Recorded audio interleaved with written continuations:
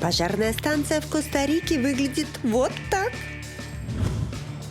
Пожарная станция Венеции выглядит вот так. Пожарная станция в США выглядит так.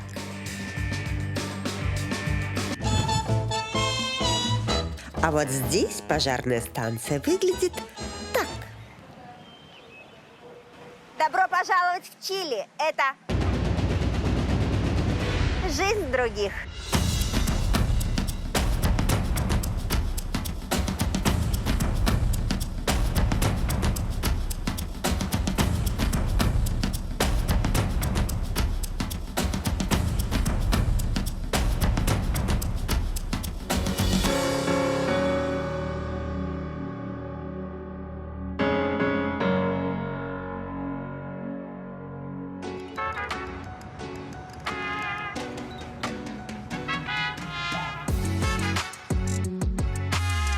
Что вы знаете о Чили? Ну, то, что она очень жгучая и пекучая. Конечно, я сейчас понимаю, вы скажете, что, боже, какая банальная шутка. Но дело в том, что, правда, о Чили я практически ничего не знаю. Только то, что у нее такое же название, как у острова Перца. Ну что ж, раз я здесь, значит, пришло время все это и узнать.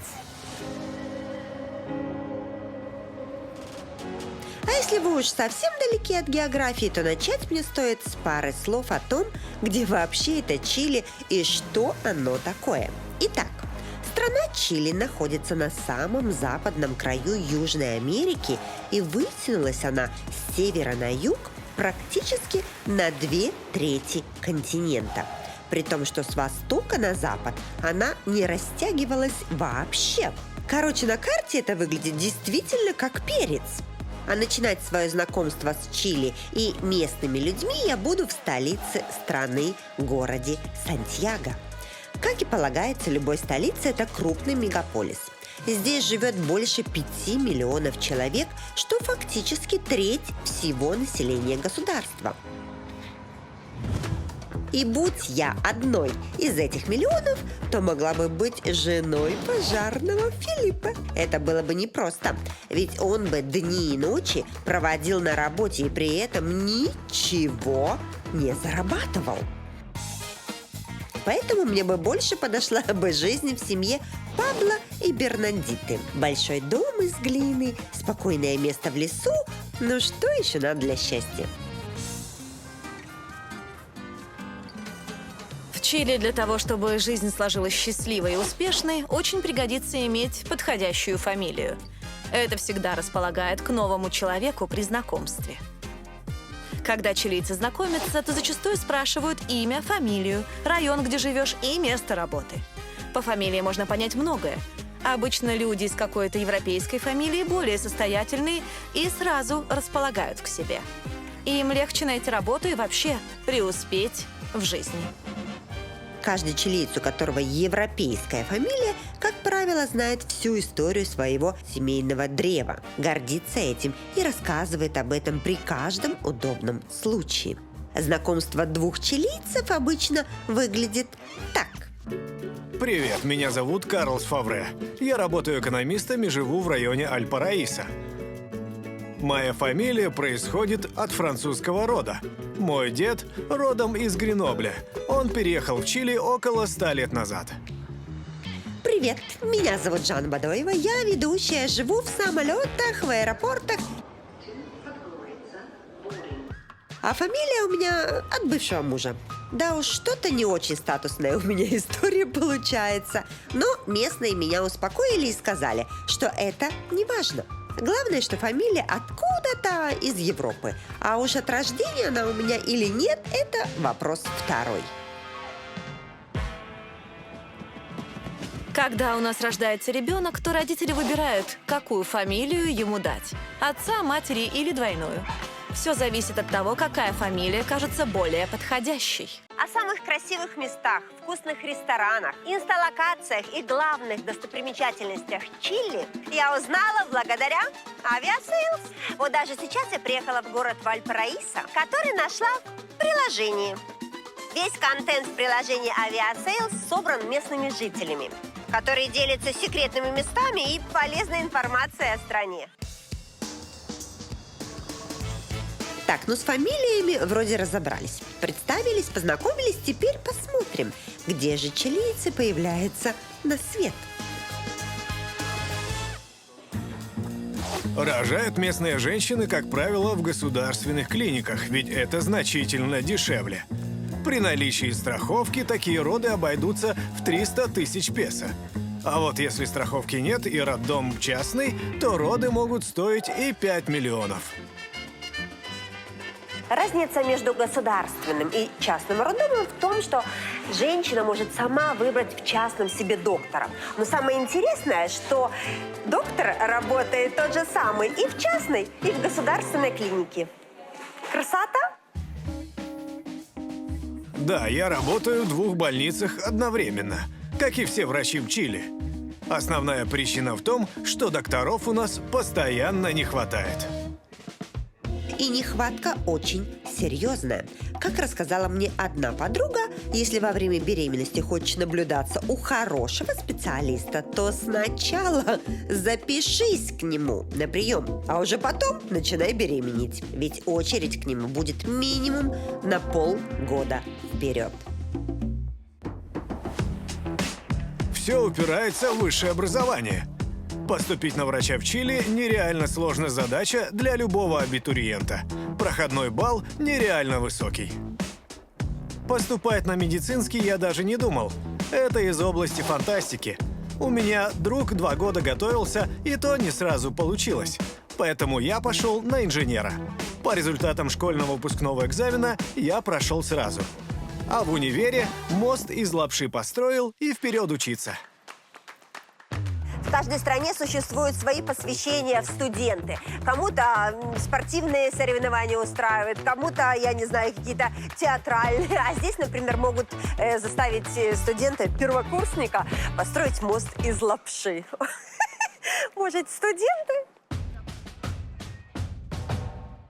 Надо сказать, что в Чили самая практичная студенческая традиция из всех, что я видела. Ведь студенты не останутся голодными. После строительства моста его можно съесть. Ну да ладно, узнаем, что в местных вузах еще интересного. Ты на каком курсе сейчас? На 3-м. А ты много времени вообще проводишь в университете? Практически все время я здесь. То есть у вас посещение это обязательное, да? Не такое уж и обязательное. Мне просто нравится тут тусить. Никакого журнала посещений у нас нет. Мы не отмечаем, кто был на занятиях, а кто нет. Это вообще не имеет значения. Главное, чтобы студент сдал экзамен. А уже где и как он к нему готовился, это его личное дело. Учиться у нас довольно сложно, но я не знаю ни одного студента, кого бы выгнали. Даже если не смог сдать экзамены несколько раз и тебя отчислили, ты подаешь апелляцию и восстанавливают обратно. Поэтому многие не очень стараются учиться и любят погулять. Но это, наверное, как и все студенты во всем мире. Кстати, а погулять я еще не спрашивала. Когда вот вы с подружками, не знаю, идете в ресторан, как вот вы развлекаетесь, или в бар куда-то, как вы знакомитесь? Чилийские парни у нас, как правило, безинициативные и боятся сами подходить. Поэтому девушки часто знакомятся первыми. Но здесь тоже надо быть аккуратной. Люди бывают разные, и у нас не всегда безопасно. А вот мне интересно, вот ты, например, не знаю, ночью можешь выйти одна? Это безопасно вот пройтись где-то по улице? Нет, одной гулять лучше не стоит. Если уж выходишь, то лучше с парнем или компанией. С безопасностью у нас проблемы. Недавно у моего отца забрали машину. Просто среди белого дня подошли с пистолетом и сказали: «Вылезай». Тему безопасности я вообще-то подняла неспроста. Ведь это чуть ли не первое, о чем меня предупредили по приезду в Чили. Когда я сегодня утром выходила из гостиницы, ко мне подошел на ресепшн человек и говорит: у меня были украшения здесь. Он мне говорит: вы ходите из гостиницы, снимайте их. Я говорю: почему? Он говорит: сорвут. Я говорю: как это сорвут? Я говорю: они недорогие. Он говорит: когда будут срывать, спрашивать не буду. я читала, что Сантьяго очень безопасный город, а тут могут ограбить на каждом шагу. Какой кошмар! Теперь снимаюсь без украшений.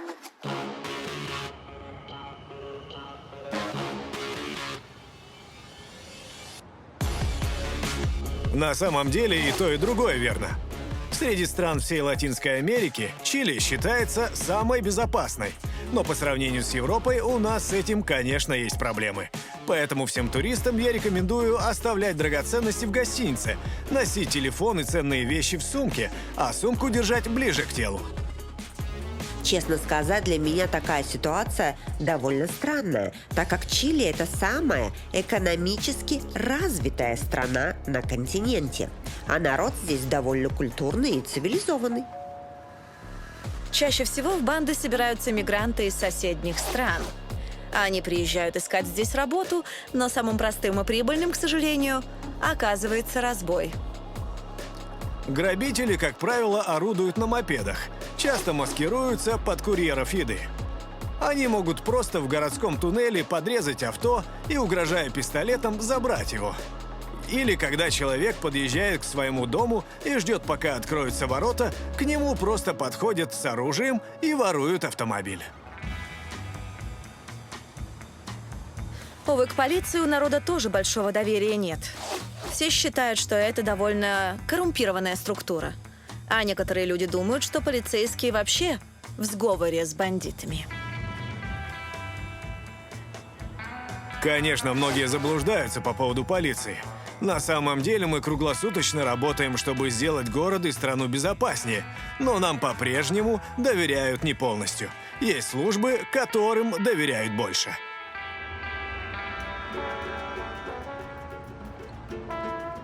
Любой полицейский в Чили вам скажет, что если у вас какие-то проблемы, сразу обращайтесь к пожарным.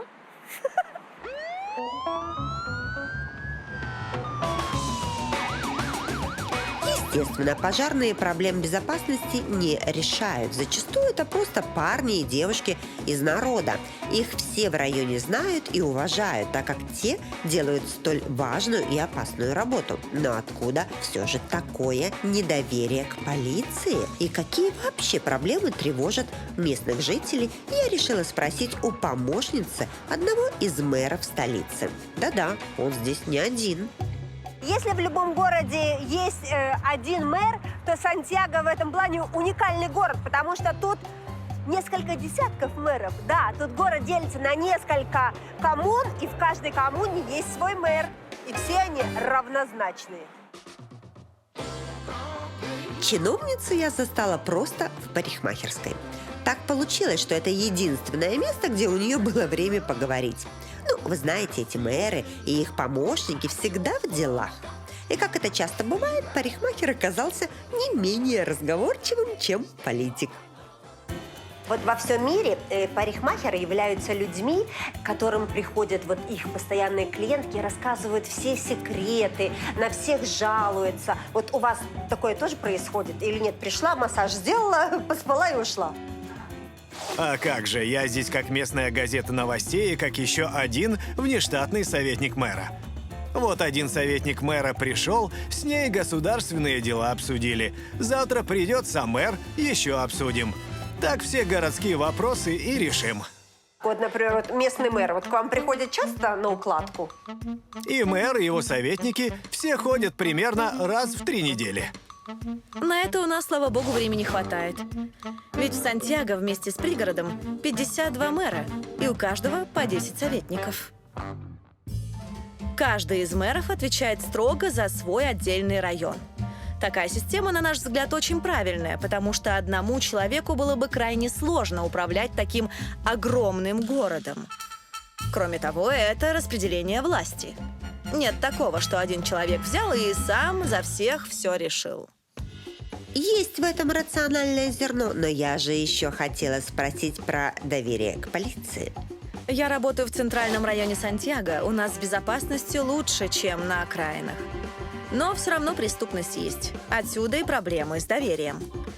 А полиция банально не всегда справляется, так как им просто не хватает людей. С их зарплатами это неудивительно. Рядовой полицейский в Чили действительно зарабатывает не то что ниже среднего, а откровенно мало – 600 тысяч песо в месяц. Даже воспитатели в детском саду зарабатывают больше. А ведь по уровню стресса это вполне сопоставимая профессия. Зарплата у нас приблизительно средняя для Чили. Но, как по мне, этого все равно мало. Во всех садах по-разному, но опять же, если усреднить, то примерно 800 тысяч песо в месяц получается. И это за довольно тяжелый труд. Ведь работает здесь один воспитатель на 20 детей. При том, что почти в каждом саду в Чили есть ясли. Ведь декретного отпуска всего-навсего несколько месяцев. В декрет могут отпустить максимум на полгода. А потом приходится отдавать ребенка в ясли, которые чаще всего платные.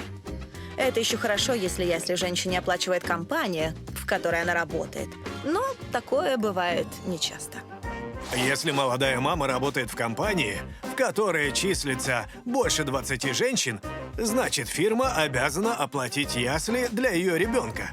Если же в компании меньше 20 женщин, то компания платить не обязана.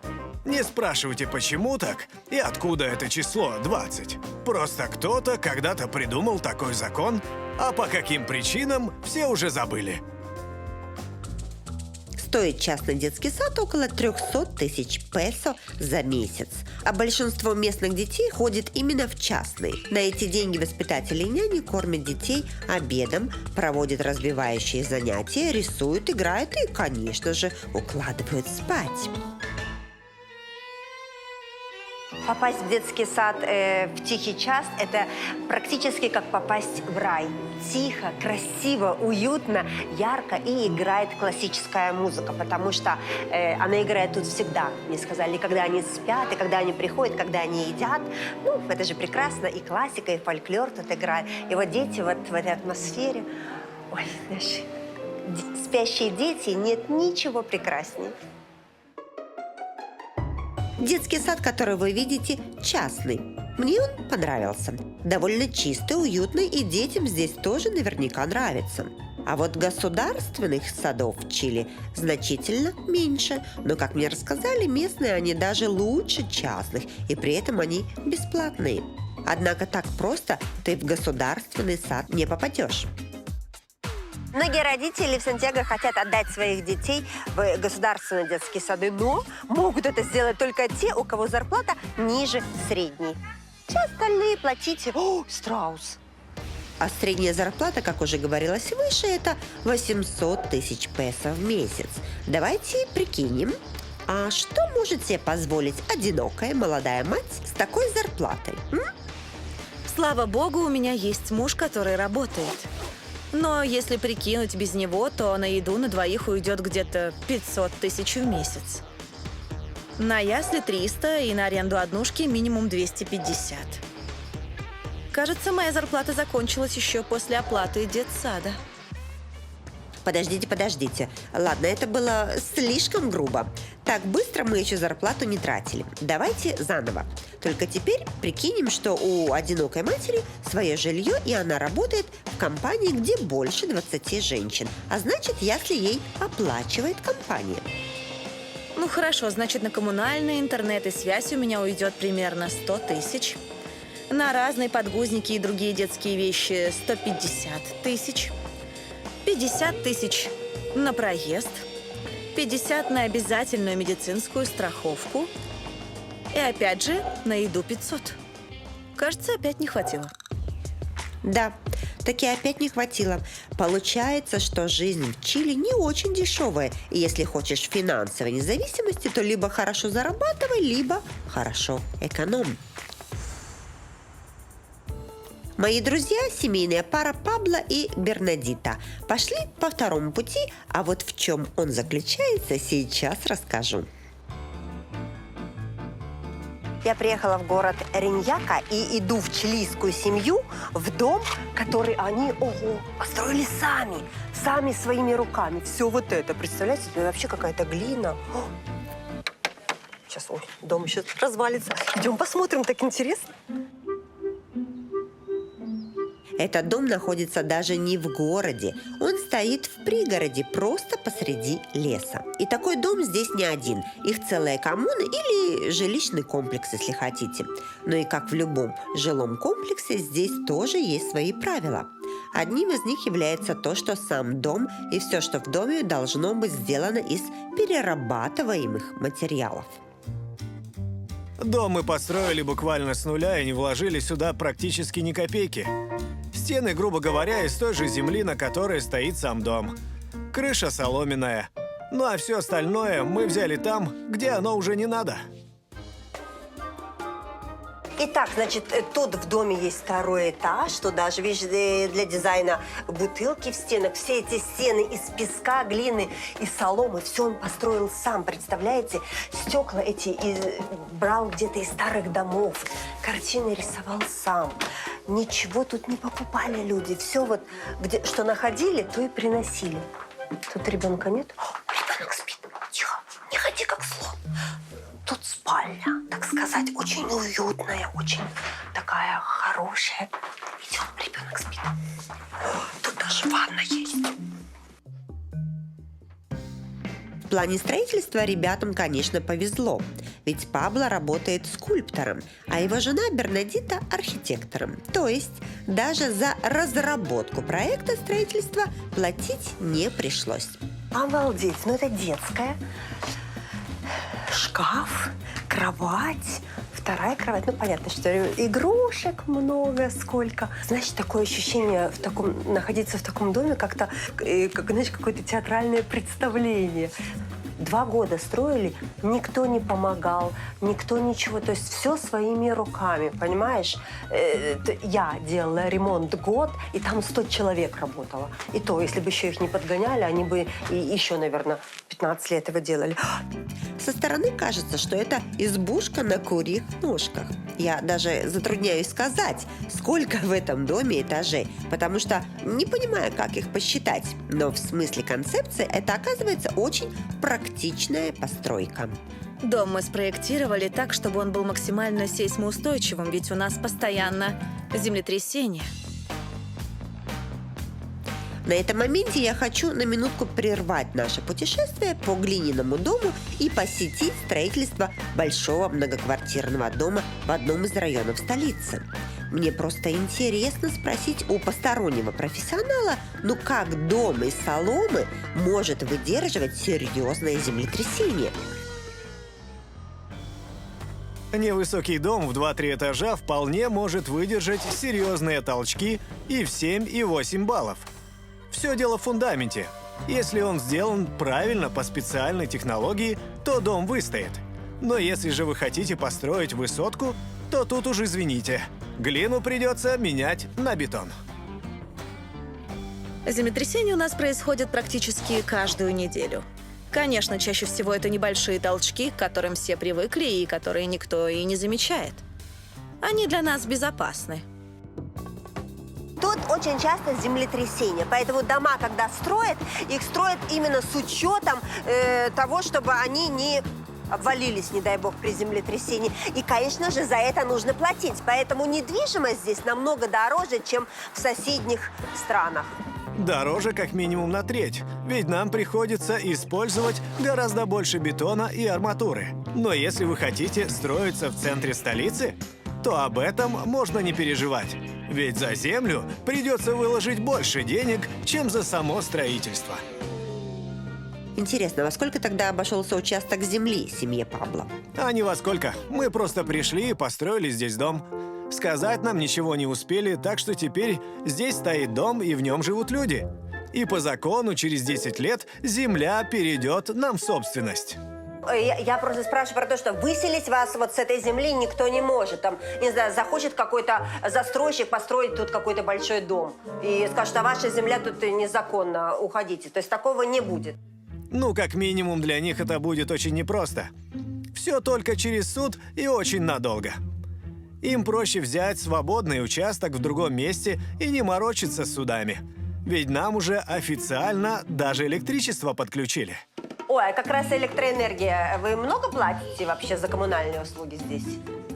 Вода у нас из скважины, отопления нет.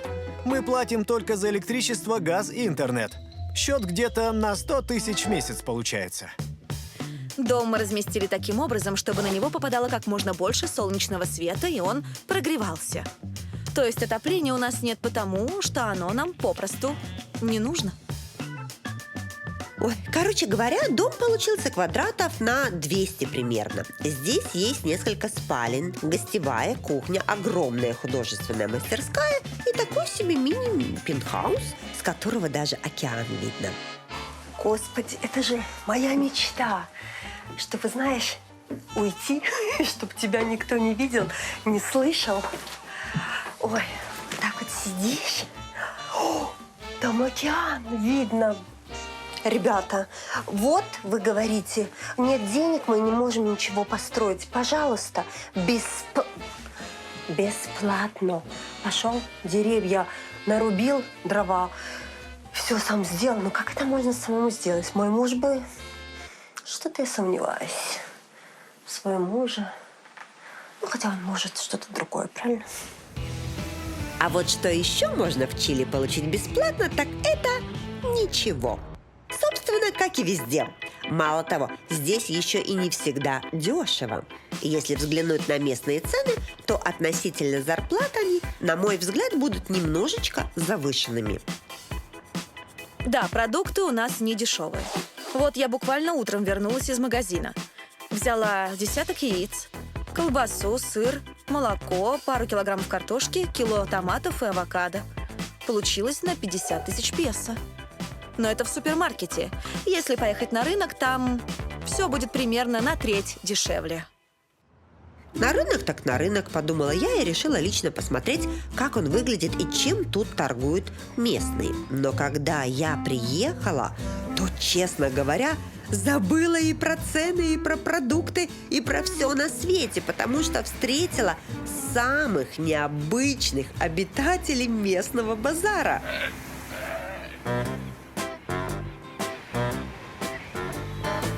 Морские львы для нас как те же чайки. Они просто сбегаются туда, где есть еда, и попрошайничают. Или попросту воруют. Но продавцы рыбы чаще всего их и сами подкармливают.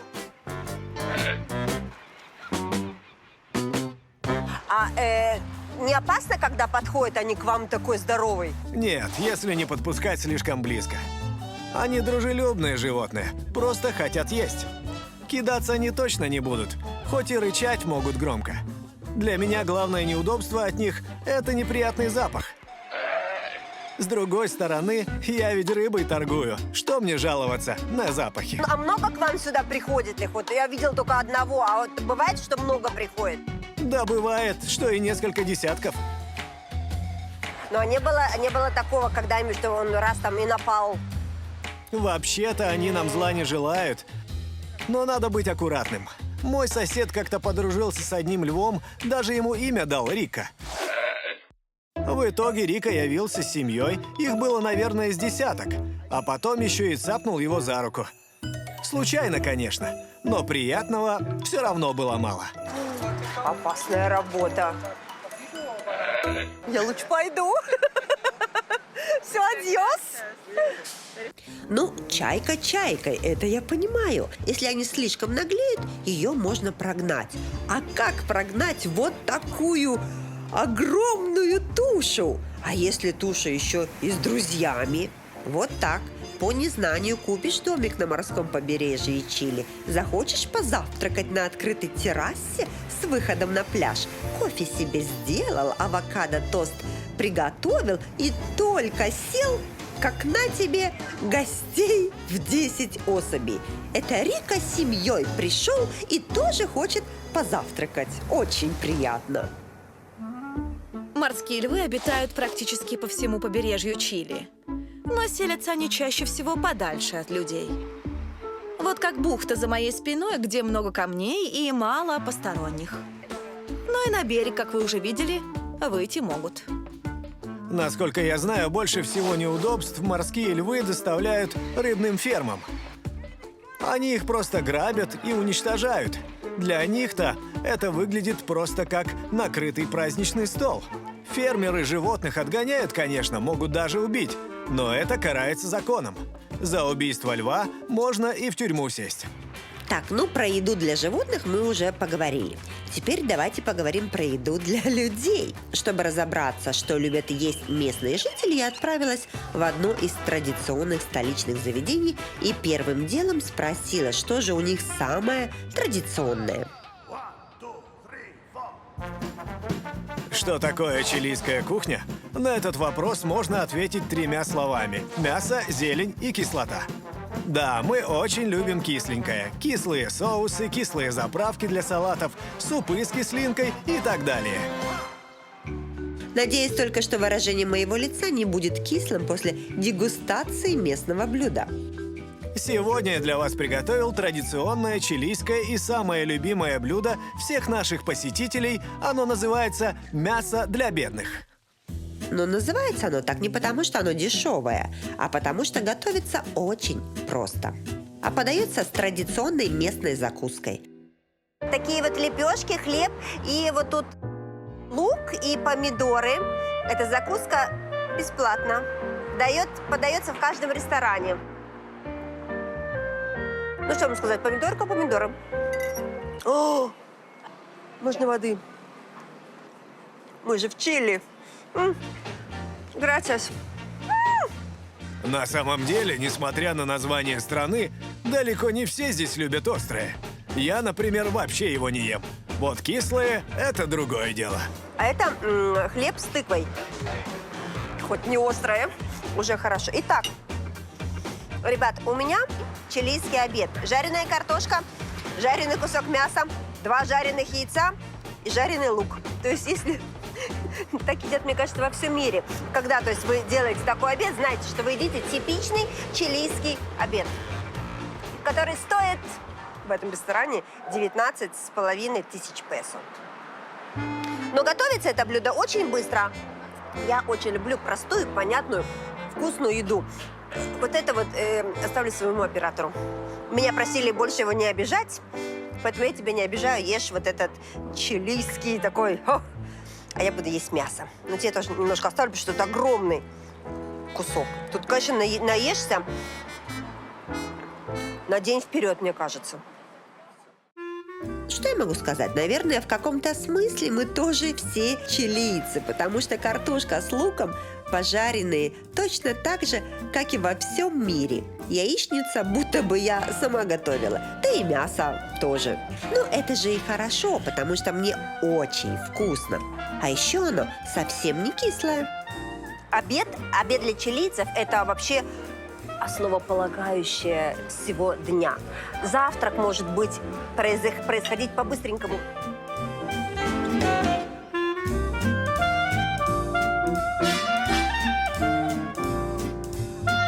И очень попросили говорить потише, чтобы я не орала, потому что люди обедают.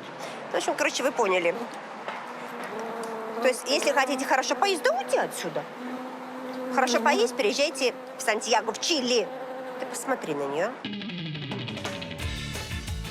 Местные часто любят есть в заведениях просто потому, что здесь готовим как для себя. То есть просто и как дома. Без всяких суперподач, молекулярных соусов и прочих кулинарных выкрутасов. Блюда простые, вкусные и недорогие. Средний чек у нас 8000 песо. И здесь я вспомнила про разговор об этом с семьей в гостях, у которой я была. А кто вас готовит, ты или жена? Ой, здесь у нас четкое разделение обязанностей.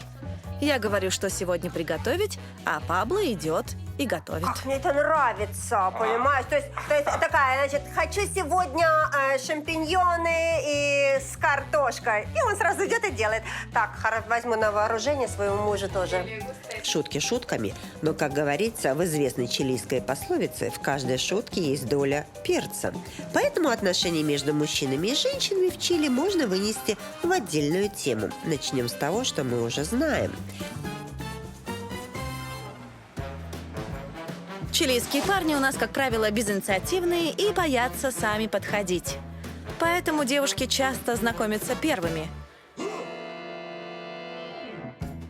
Но так происходит только на этапе знакомства. Дальше, конечно, каждый начинает показывать свой характер.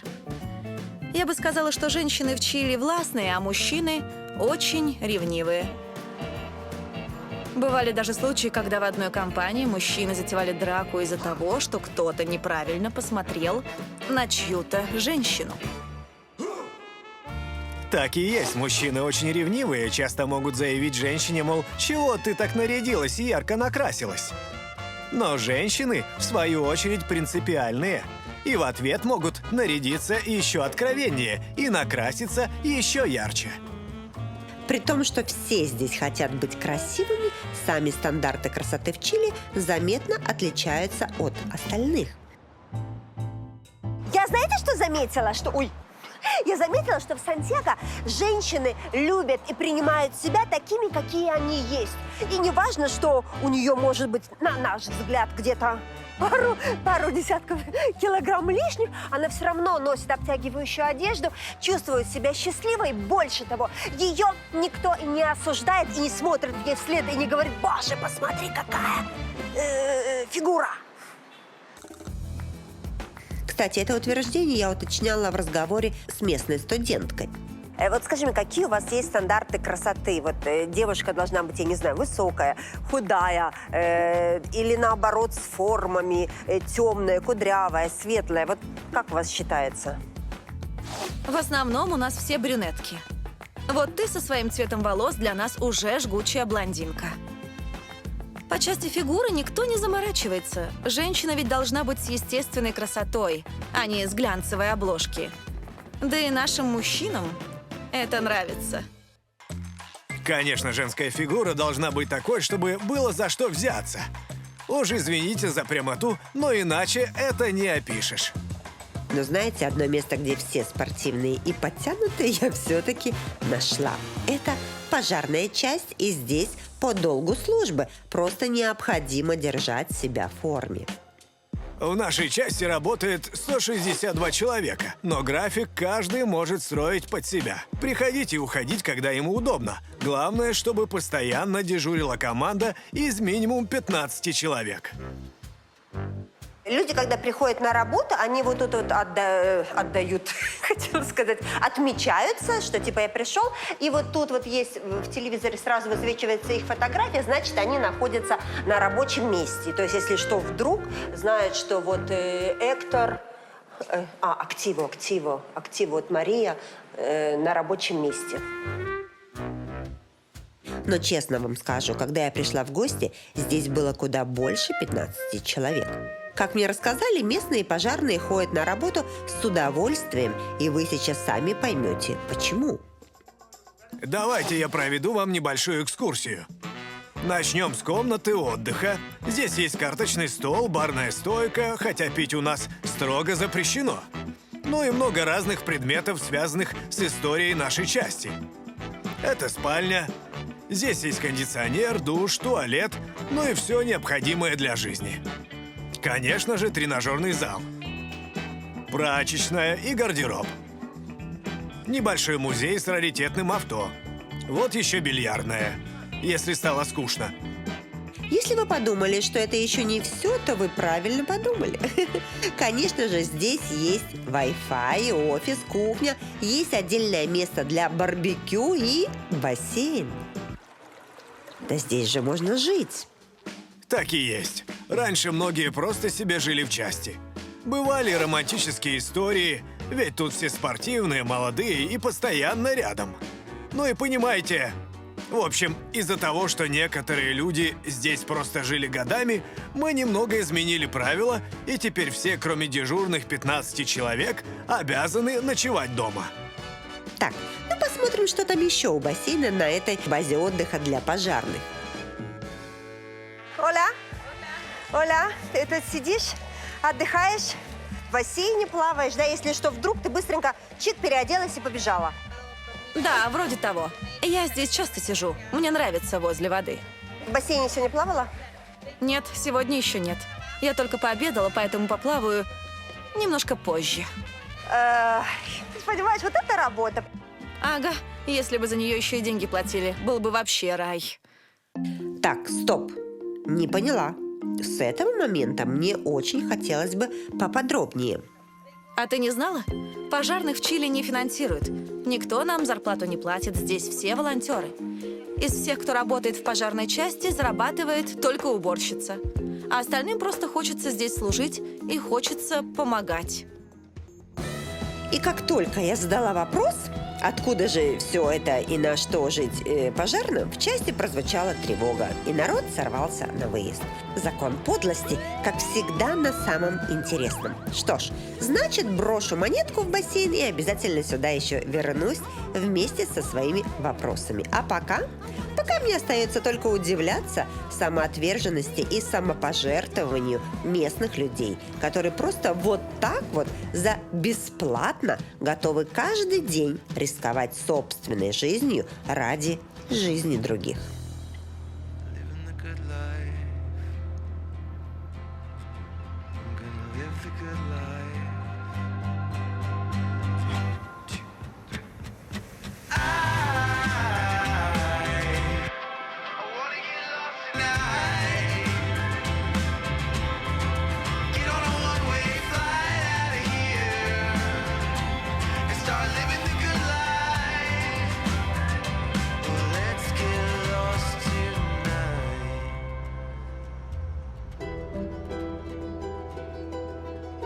Чили кажется абсолютно неизведанной и незнакомой страной. Но, по-моему, это только потому, что до нее, добираться практически как до другой планеты. А на самом же деле местные люди, их характеры, привычки и нравы я лично чувствую так, словно никуда и не уезжала. Главное для нас – это семья и семейные ценности. Но при этом каждый чилиец старается делать свою страну лучше.